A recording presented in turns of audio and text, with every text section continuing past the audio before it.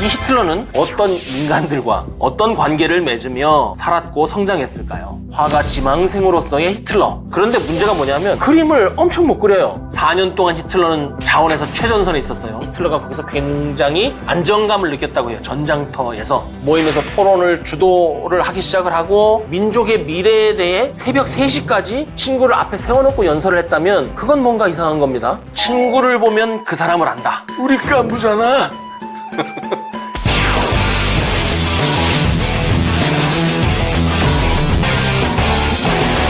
안녕하세요. 구독자 여러분, 시청자 여러분, 새해 복 많이 받으십시오. 올해 학호의 해라고 하는데 호랑이 같은 기운 듬뿍듬뿍 받아서 만사 형통하시길 기원합니다.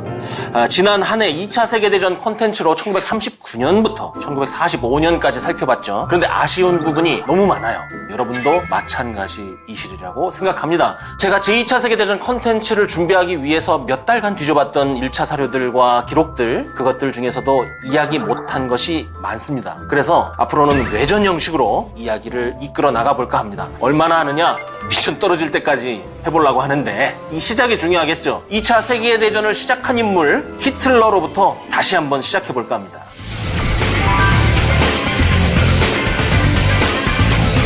우선 우리가 알고 있는 것 있죠? 화가 지망생으로서의 히틀러. 유년 시절에 히틀러가 미술에 관심이 많았다는 것은 우리가 다들 알고 있고요. 이때의 히틀러에게 가장 가까웠던 친구 중에 한 명이 바로 오거스트 쿠비책입니다.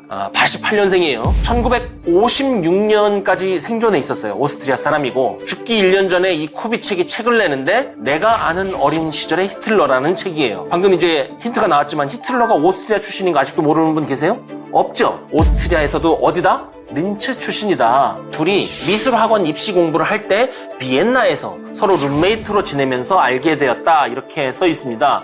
이게 1908년도의 일인데 그러니까 이 얘기는 뭐예요? 1908년도까지만 하더라도 히틀러는 그냥 오페라 좋아하고 미술학교 입학 준비하는 그런 평범한 청년이었던 거예요. 그런데 문제가 뭐냐면 그림을 엄청 못 그려요. 싹수가 안 보였어요. 지금 이 그림만 당장 보세요. 이게 16살에 그린 그림이고 완성작이래요. 그래서 당시 학교의 평가도 불합격이었어요. 그런데 이 지점에서 흥미로운 것이 비엔나에 있는 미술학교로 가겠다고 집을 나와서 입시 준비를 하는데 이미 히틀러는 학교로부터 입학 불가 통보를 받은 상태였다는 거예요. 그래서 이때의 얘기를 그 나의 투쟁에도 써놨습니다. 거기에 뭐라고 쓰냐면 Bolt from the blue, 말 그대로 청천벽력이에요. 정말 생각도 못했는데 떨어진 거예요. 자기는 붙을 줄 안 거지. 그림을 이렇게 그려놓고. 그런데 여기서 한 가지 충격 효과가 더 있죠. 린츠에서 비엔나로 갔을 때는 이미 불합격 통보를 받은 상태예요. 그러니까는 비엔나에 가서 기숙사 혜택을 좀 볼 수 있는 그 계획도 여기서 뻐그러진 거죠. 그래서 이때 노숙자 시설에 간대요. 1909년부터는 이제 자급자족을 해야 됩니다. 먹고 살아야 돼요. 그래서 입에 풀칠을 하기 위해서 뭘 하냐면 그림 엽서를 그립니다. 자주 그렸던 것이 디즈니랜드 캐릭터였다고 하는데 뭐 신통치 않았다고 해요. 그냥 근근히 겨우겨우 풀빵 먹고 살아가는 정도라고 하는데 디즈니랜드 캐릭터 그림 엽서를 그려서 팔았다는 것도 낭설입니다. 확인되지 않았어요. 그렇다면 히틀러는 어떤 계기로 그림에서 세상으로 눈을 돌리게 됐을까요? 이 시기에 비엔나의 정치적 인기를 끌기 위해서 반유태주의, 반유럽주의를 선동하던 정치인들이 있었어요. 항상 가두 집회라고 연설을 했어요. 그러니까 노숙자는 어디에 살아요? 거리에 살잖아요. 그리고 할 일 없이 그림 엽서 그리면 그거 팔고 해야 되니까 돌아다니겠죠. 가두 집회하는 곳에, 사람들이 모인 곳에. 거기에 왔다 갔다 하면서 가두 집회 연설에서 하는 그 말발에 완전히 세뇌가 되었다고 볼 수도 있는 거예요. 그러나 어디까지 이것은 추측입니다. 그럴 수도 있을 것이다. 오히려 어떻게 보면 히틀러는 가난하게 살지 않았던 것으로 보입니다. 이 아버지가 알로이스 히틀러인데 죽으면서 남긴 유산 중에 하나가 연금입니다. 이때 남긴 연금의 규모가 당시 초등학교 교장의 연봉보다 조금 많은 돈이었다. 이렇게 얘기를 하는데 먹고 사는데 지장이 없을 정도의 돈을 연금으로 남기고 간 거죠. 다만 한 가지 문제가 뭐냐면 만 24세가 될 때까지만 이게 유효한 거예요. 그러니까 히틀러가 만 24세가 되면 그 연금이 안 나와. 그래서 이 히틀러가 집을 떠나서 린츠 시내에 나중에 하숙방을 얻을 수 있었던 거예요. 노숙 생활은 잠깐이고 나중에 하숙방을 얻는단 말이죠. 이 하숙방 여주인이 또 나중에 증언과 기록을 조금 남겨요. 히틀러는 늦게까지 독서하는 신중한 학생이었다. 그러니까 조금 전에 말씀드렸던 세간의 추측과는 또 전혀 다른 얘기가 나오는 거죠. 그럼 히틀러가 나중에 이 악마 같은 히틀러, 세계를 전화로 몰아넣고 유태인을 학살하는 히틀러, 도심지에 와서 조금 사회 부조리를 보긴 했지만 그림 엽서를 그려서 먹고 살 길을 개척하려고 하는 미술가가 되고 싶은 히틀러, 이 사이에 간극이 너무 크잖아요. 그러면 이제 반드시 우리가 봐야 될 게 뭐냐면 학창시절 같은 걸 좀 봐야 돼요. 기록이 좀 남아있어요. 프랑스어 선생인데 히틀러는 악명이 높았다, 심술궂었다, 거만했다, 이렇게 표현을 해요. 또 독일어 가르치는 선생님은 이런 표현을 했어요. 충고나 책망을 들으면 적개심을 드러냈다. 그러면서 어떤 면이 있냐면 아이들에게 리더 역할을 하면서 복종을 요구했다. 이거는 완전히 그 악평이잖아요. 그러나 우리가 지금까지 이 코너를 진행하면서 항상 유의해온 걸 딱 이렇게 써놨다고 어릴 때부터 악마의 씨앗을 갖고 있었네, 이렇게 얘기하면 좀 성급하죠. 그러니까 이게 이렇게 쭉 이어졌다고 보면 안 돼요. 여기에 히틀러가 또 중간에 달라졌을 수도 있잖아요. 실제로 전기 작가들이 뭐라 그러냐면 1905년을 전후로 해서는 사춘기에 그 질풍노도의 시기를 극복하고 평범한 학생으로 돌아왔었다, 이렇게 쓰고 있어요. 그런데 여기서 제가 제일 관심 있는 부분이 뭐냐면, 아니 이때부터 코스염을 그렸대요. 16살 때. 16살인데 코스염을 왜 길러? 1905년 질풍노도의 시기가 끝나고 상급학교로 진학을 해야 되는데 이때 상급학교로의 진학을 포기합니다, 히틀러가. 그러면서 어떤 삶을 사냐면 나오는 연금 가지고 하고 싶은 거 하면서 책 읽고 그림 그리고 심심할 때는 쥐를 새총 같은 걸로 쏘는 연습을 하면서 유유자적했다, 이렇게 기록이 남아있어요. 이때 쿠비책을 만난 거죠. 쿠비책이 나중에 이제 쓴 책에서 뭐라고 후술을 하냐면 히틀러가 상급 학교로 진학을 포기한 이 시기에 굉장히 특이한 변화를 겪었다고 써요. 이때 이미 국가 지도자를 꿈꾸기 시작했다는 거예요. 오페라 좋아했다고 그랬잖아요. 특히 바그너의 민족주의 성향을 가진 오페라를 보고 히틀러가 굉장히 급격히 변화하기 시작했다고 쿠비책이 얘기를 합니다. 구체적으로 뭐라고 쓰냐면 황홀한 눈, 열정의 눈으로 그 오페라를 감상하면서 마치 신의 계시를 받은 듯한 모습으로 쿠비책을 앞에 세워놓고 연설 연습을 하기 시작했다고 해요. 18살의 나이에. 그리고 독일 민족의 미래에 대해서 장광설을 늘어놓기 시작했다고 합니다. 이게 뭐 그럴 수도 있지 않느냐고 말할 수 있지만 17살, 18살의 청년이 민족의 미래에 대해 새벽 3시까지 친구를 앞에 세워놓고 연설을 했다면 그건 뭔가 이상한 겁니다. 그리고 이 시기에 어머니가 암에 걸렸다는 사실을 알게 된 것이죠. 이때 이제 비엔나로 간 거예요, 사실은. 그리고 거기 도착하자마자 미술학교에 가서 좀 어떻게 비벼보려고 했는데 최종 불합격 통보를 받고, 그리고 잠시 낙담하여서 린츠로 돌아왔을 때 어머니가 사망했다고 이렇게 알려져 있죠. 자, 여기까지 히틀러의 청소년기를 다른 곳에서 다루지 않는 정도의 디테일을 가지고 살펴본 이유는 이거예요. 히틀러는 그 당시 독일이 처한 환경 때문에, 국가적인 환경 때문에, 또 독일이라는 사회 시스템이 갖고 있는 구조적인 그런 영향 때문에 만들어진 괴물이 아니었다는 얘기를 저는 하고 싶은 거예요. 히틀러는 제대로 된 선생들에 의해서 보살핌을 받았죠. 평가는 안 좋았지만. 그리고 오히려 다른 아이들에 비하면 풍족하게 자신이 하고 싶은 것을 하면서 먹을 거 먹으면서 자랐습니다. 그러니까 히틀러는 그 자신이 스스로 만들어낸 괴물이라는 것을 저는 얘기를 하고 싶은 거예요.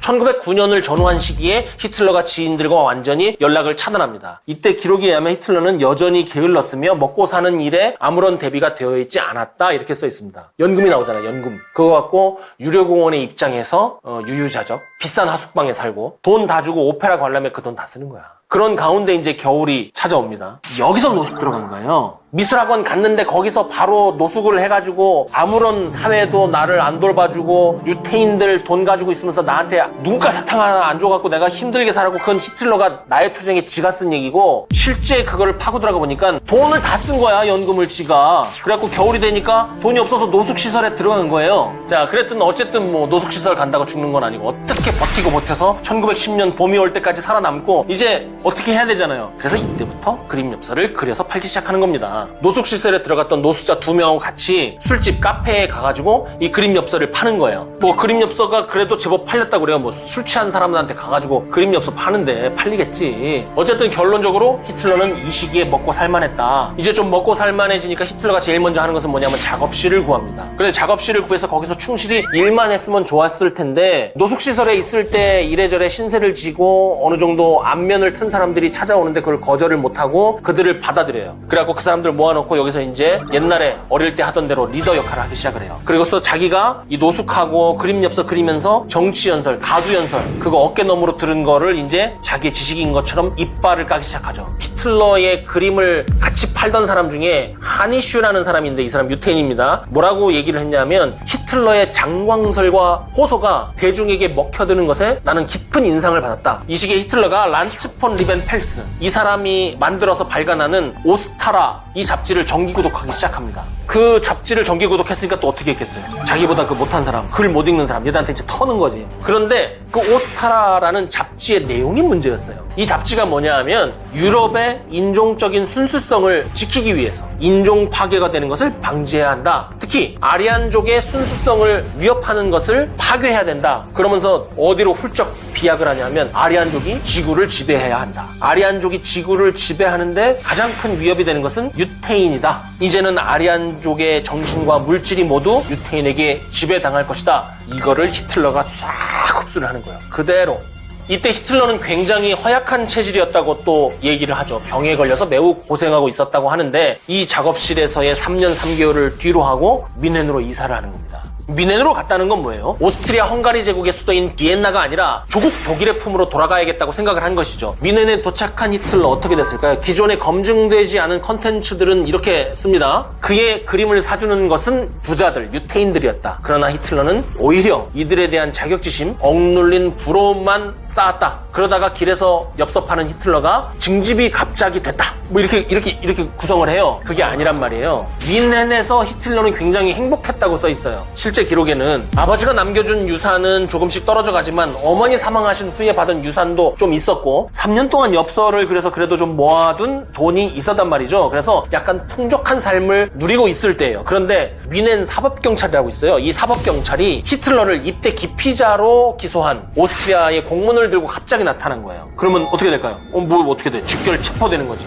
그런데 여기에서 히틀러가 굉장히 좌절하고 인생을 포기합니다. 군대에 가게 돼서 포기한 게 아니라 입대 신체 검사에서 불합격한 거예요. 얼마나 자존심이 상하겠어요.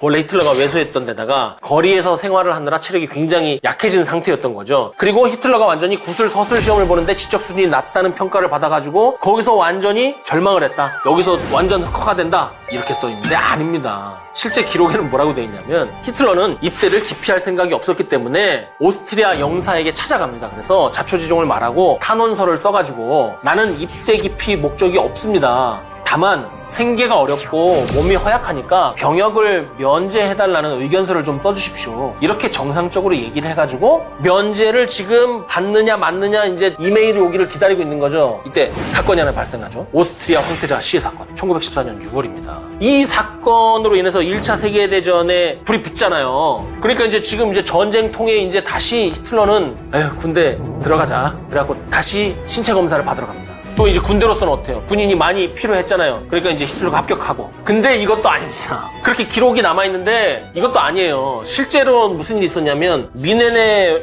이제 군중들이 모여서 사회적으로 혼란기니까 떼거지로 몰려가지고 막 데모를 하고 시위를 하고 폭력으로 막 거리가 엉망이 되고 그 시점에 입대를 해요. 너무 사회가 어지러워. 그림 엽서를 팔고 이제 이게 안 되니까 징집 명령이 애초에 나왔던 오스트리아 군대가 아니라 독일 군대로 가까운 데 가갖고 입대를 하는 겁니다. 바이엘은 제16 보충 보병연대에 있었는데 이때 군복을 입고 있으면 안전하다고 느꼈다고 해요. 오히려 전쟁이 끝날까봐 두려워했던 것 같다 이렇게 평가를 하고 있습니다. 전쟁 속에서 그러니까 바그너 오페라 보면 니벨룽겐의 반지 뭐 그 다음에 발키리 그래갖고 최후의 전쟁 이런 거 나오잖아요. 그 바그너의 오페라를 보는 것 같은 기분이었을 것이다. 그러면서 히틀러도 뭐라고 그랬냐면 군가를 부르며 가슴이 터질 것 같은 기분을 느꼈다 이렇게 쓰고 있죠. 그러나 독일 군인들은 이런 히틀러를 보고 굉장히 이상하게 생각했다고 합니다. 왜 오스트리아인이 독일 군대에 와서 안정감을 느끼며 독일 군대에 대한 게르만 민족에 대한 충성심을 느끼는지 알 수 없었다. 그리고 히틀러가 이때부터 광적으로 변해갔다고 평자들은 쓰고 있죠. 4년 동안 히틀러는 자원에서 최전선에 있었어요. 2급 철십자 훈장 받은 거 아세요? 1급 철십자 훈장도 받았어요.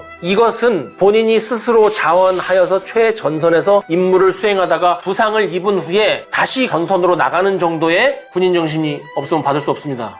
벨기에에서 그 독가스를 서로 썼는데 거기에서 그 독가스에 노출돼가지고 정말 실명 위기까지 갔었거든요. 이때 정신적인 충격과 후유증이 굉장히 크게 남았고 우울증이 심해졌다는 것이 당시의 병원 기록에 아직도 전해집니다. 그리고 이제 1차 세계대전이 끝났을 때 어떻게 됐을까요? 세상으로 나왔을 때 히틀러가 본 것은 뭡니까? 독일은 지금 패전했잖아요. 절망, 더 큰 절망, 완전 절망. 여기까지가 히틀러의 절친과 동료들, 전우들이 바라본 히틀러의 괴물 형성 과정입니다. 전쟁이 끝난 후, 그러니까 본격적으로 1920년 초에 젊은 정치인, 유명인이 된 히틀러, 과거의 그 절친, 동료 전원들과 일체 연락을 하지 않아요. 전혀 다른 사람이 됐기 때문이죠. 그렇다면 처음에 말씀드렸던 쿠비책과 히틀러의 우정은 어떻게 됐을까요? 쿠비책이 1933년 히틀러가 독일 총통이 되고 나서 축하 편지를 쓴 게 하나 남아있어요. 근데 히틀러가 답장을 합니다. 뭐라고 써있냐면 너의 편지를 받았다. 너와 보낸 시간은 내 인생의 가장 좋은 때였다. 그리고 둘은 1938년 4월에 만납니다. 그들이 유년기를 보냈던 린츠에서 그 바쁜 시기에 1시간이 넘게 대화를 했다고 그래요. 근데 이때 히틀러가 쿠비책에게 독일 국가급 오케스트라 지휘자를 맡아달라고 했대요. 근데 이제 쿠비책이 점잖게 거절했다고 합니다. 친구에게는 굉장히 잘해줬던 것 같아요. 이렇게 했는데 나치가 쿠비책을 가만두지 않았대요. 선전선동을 위해서 쿠비책을 인터뷰를 해가지고 히틀러의 젊은 날을 우상화하기 위해서 막 쿠비책으로 하여금 히틀러의 젊은 날을 굉장히 그 신격화, 우상화하는 회상이라는 책을 강제로 쓰게 만들었죠. 공식적으로는 1940년 7월 23일에 마지막으로 직접 대면했다고 해요. 서신으로는 더 깁니다. 1944년까지 연락을 서로 주고받았던 것 같아요. 히틀러가 편지를 쓰기를 이 전쟁은 우리의 미래 계획을 몇 년이나 후퇴하게 할 거야. 나는 독일 총통이 될 때 전쟁을 하려고 했던 것은 아니었는데 이렇게 써 있어요. 근데 이게 진짜 히틀러가 쓴 것일까요? 약간 히틀러를 보호하려고 하는 내용인 것 같고 그래서 이것이 실제 히틀러의 편지인지도 아직 의견이 분분합니다. 히틀러의 맹종자 중에 막스 아만이라는 사람이 있어요. 1차 세계대전 때 전우였거든요. 막스 아만이 뭐라 그러냐면 어이 예술가 이렇게 불렀다고요. 우리로 따지면 뭐 어이 예술가 양반 뭐 이랬겠지. 동료들은 히틀러를 약간 이상하다고 생각을 하긴 했는데 왜냐하면 항상 혼자 지냈대요. 전장에서. 밖으로 나가서 어울리지 않고 술, 담배도 안 하고 히틀러가 정치인이 될 것이라고는 군중을 이끌 수 있는 능력을 가졌을 것이라고는 상상도 하지 못했다고 합니다. 그러나 아까 말씀드렸던 것처럼 히틀러는 전장에서 몇 번의 죽을 고비를 넘긴 후에 약간 신비주의적인 사고에 사로잡혔던 것 같아요. 솜전투, 이프르 전투. 그런 데서 살아남으면 그렇게 변하지 않을 수가 없을 것 같기도 하고요. 그러면 히틀러의 형제자매들은 뭐라고 그랬을까요? 히틀러 집안의 막내 에드먼드 히틀러라고 있는데 여기는 1900년에 사망을 해요. 히틀러 나이 11살 때. 그리고 1903년에는 아버지 사망해서 아버지도 안 계시고 나중에 어머니도 사망하시고 그리고 형이 둘, 누나가 둘 있었는데 모두 다 히틀러가 출생하기 전에 옛날에는 영아 유아 사망률이 높으니까 전부 다 죽었고 근데 누가 남아있었냐면 파울라 히틀러 7살 터울의 여동생이에요. 1960년까지 생존했었어요. 여동생은 유태인 가정에서 식모 생활을 하면서 생계를 연명을 했죠. 1930년대 초까지도 오빠인 히틀러와 연락이 되지 않았어요. 히틀러가 또 보안상의 이유로 연락을 하지 않았었고 또 별로 여동생이 똑똑하다고 생각하지 않았어요. 아명을 써서 신분을 숨기게 하고 군병원에서 일하게 합니다. 전쟁이 근데 끝난 후에는 당연히 연합군에 의해서 체포가 돼가지고 신문을 했는데 뭐라고 그러냐면 아버지가 히틀러를 매일 때렸다라는 얘기를 했어요. 그리고 뭘로 때렸는지 알아요? 채찍으로 때렸어요. 채찍으로. 유럽에는 옛날에 그 아이들을 교육하기 위해서 훈육용 채찍이 있어요. 체벌용 전문 채찍. 형제들이 모두 죽은 상태에서 히틀러에게 쏟아졌던 아버지의 기대가 굉장히 부담스러웠다고 합니다. 아버지는 히틀러를 공무원으로 점 찍어놓고 공무원 외에는 아무것도 생각하지 못하게 했다고 해요. 그러면서 모범적인 완벽한 인간이 되길 광적으로 집착했다고 이 파울러가 증언을 했어요. 이때 형성된 것이 아버지에 대한 반항심. 아버지는 뭘 의미해요? 왕정을 의미하잖아요. 오스트리아 합스부르크 왕가에 대한 절대적인 충성자이기도 했고 그 아버지가. 그러니까 히틀러는 기존의 그 왕정, 귀족에 의한 그 지배, 기존의 유태인 자본 이것을 이제 전복하고 싶은 그런 어떤 컴플렉스가 어릴 때부터 형성되었다라고 아마도 프로이드주의자들은 그렇게 얘기할 수도 있겠죠. 자, 이쯤에서 이제 결론을 맺을까요? 히틀러가 나중에 이제 정치인이 되어서 어떻게 됐는지는 나쁜 놈 시리즈 거기에 보면 나옵니다. 영화 달콤한 인생에 보면 이 대사가 히틀러에게 어울릴 것 같아요. 왜 그랬어요? 나한테 말해봐요. 나 생각 많이 해봤는데 정말 모르겠거든요. 나한테 왜 그랬어요? 7년 동안 개같이 그림 엽서를 그려온 나를 이게 인간입니다. 히틀러에게 분명히 그 성장의 과정이 히틀러의 그 악마화에 영향을 미친 것 같긴 해요. 그러면 지금 히틀러가 그럴만 했다는 거예요? 그 얘기는 아니겠잖아요. 제가 이병헌의 이 질문에 등장인물이 그 앞에 대답을 하죠, 나와서. 애들처럼 왜 그래? 뭐야 그 표정은? 억울해? 억울한 거야? 네가 이렇게 된 이유를 모르겠지? 그러니까 자꾸 딴 데서 찾는 거지? 히틀러를 괴물로 만든 것은 어찌됐든 결국 히틀러 그 자신입니다. 아무리 어렵고 환경이 고달프고 내 삶을 위협하는 것 같은 장애물이 내 앞에 놓여있다고 하더라도 그것을 극복할 수 있는 힘은 나 자신으로부터 나온다고 생각합니다. 지난번 다뤘던 1943년, 44년 북아프리카 전선에 전설적 영웅들이 등장했죠. 독일군에는 사막의 여우 롬멜, 연합군에는 누굽니까? 영국의 몽고메리 장군이었죠. 나름 선전했다고 알려져 있던 몽고메리는 그 이후에 유럽 대륙에서 작전이 계속 실패해가지고 명성에 치명적인 오점을 남기게 되는데, 그 작전 아시죠? 마켓 가든 작전. 도대체 어떤 작전이었고 어떻게 작전을 굴렸기에 몽고메리의 똥망 작전이라고 부르는지 알아보도록 하겠습니다.